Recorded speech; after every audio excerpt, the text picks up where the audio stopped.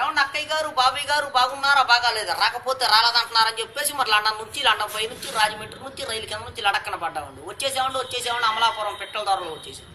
ఏమన్నా మరి మా ఇంట్లో డబ్బుకేం ధాన్యానికి ఏం లోటు లేదండి. మరి మా ఇంట్లో ఎట్లు పోయి కోట్లు దానికి వచ్చారు.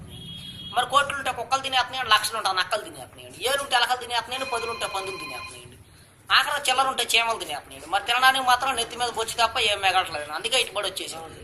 మరి నిన్న కాక మా ఇంట్లో పెళ్ళండి. మరి పెళ్ళికి భోజనాలు ఏం పెట్టామంటే వంకాయ తింటే వంగిపోతున్నారండి, బీరకాయ తింటే బీసిపోతున్నారండి, మరి చిక్కుడుగా కూర తింటే చిక్కుపోతున్నారండి, ములక్కాయ తింటే ముదిరిపోతున్నారండి, గోంగూర తింటే గోక్కుంటున్నారండి, పొట్లకాయ తింటే పొట్ట వస్తుందని చెప్పేసి లడాయి సారు బడాయి పప్పు ఏండ్రేసి కిరసనాలు పోసి పెట్టారండి.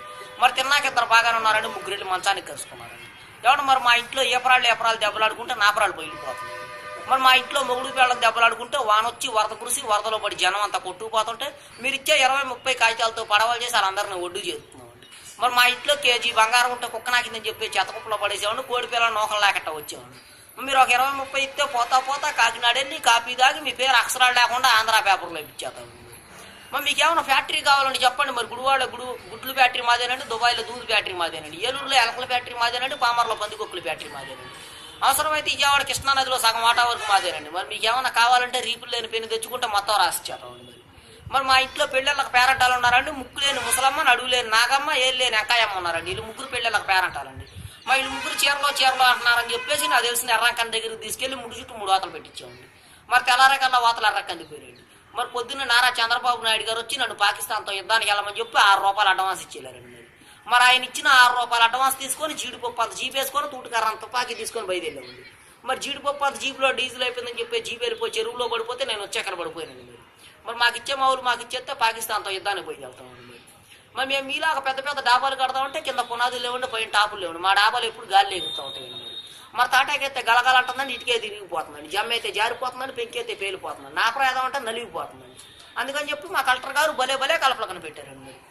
మరి ఏమేమి కలపాలంటే బొబ్బాస్ కలపండి, జిల్లేడు కలపండి, ఒరిగడ్డు వాసాలండి, దొంగ దోలాలండి, చీపురు పూలతో కిటికీలండి, పైన కోడిపీతో స్లాబ్ అండి. మరి పైన కోడిపీతో స్లాబ్ ఎందుకంటారో వచ్చే వర్షాకాలంలో కారు సువాసన వచ్చిందండి. మరి నిన్న కాకమోను మరి 1947లో జరిగిన మరి యుద్ధంలో నేను కూడా బాగా పోరాడానని చెప్పేసి నారా చంద్రబాబు నాయుడు గారు నాకు వద్దన్న కొద్ది అడుగులేని లారీ మీద 66 కోట్లు పంపించారండి, మూతులేని బస్సు మీద 33 కోట్లు పంపించారండి. మా డబ్బంతా ఇంట్లో ఉంటే ఎలకలు కొట్టేస్తున్నాయి, ఇంటి ఎలకలు పెడితే ఏగలు తినేస్తున్నాయి, బ్యాంకులో అయితే వడ్డీ సరికి ఎత్తలేదని చెప్పేసి వత్తా మన ఊరంతా పనిచేసేవాళ్ళు.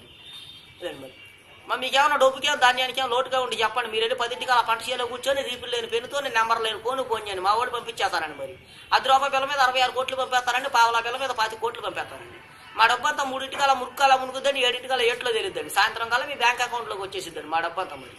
మరి మీకు ఏమైనా సినిమాలు చూడాలంటే చెప్పండి, ఏట్లో టికెట్లు నూతులో సినిమా అండి, వెళ్తామే కానీ వస్తాం ఉండదండి. మరి వత్త మీకేం తీసుకురాకపోతే మీరు అలా సెల్ ఫోన్ చేతిలో పెట్టుకుని వీడియో తీస్తా బాధపడిపోతారని చెప్పేసి మరి చిరంజీవి షర్ట్లు, ఎన్టీఆర్ షర్ట్లు, బాలకృష్ణ బండీలు, పెద్ద ఎన్టీఆర్ లుంగీలు, నాగార్జున ప్యాంట్లు, అల్లు అర్జున ప్యాంట్లు, రామచరణ్ షర్ట్లు తెచ్చేసామండి.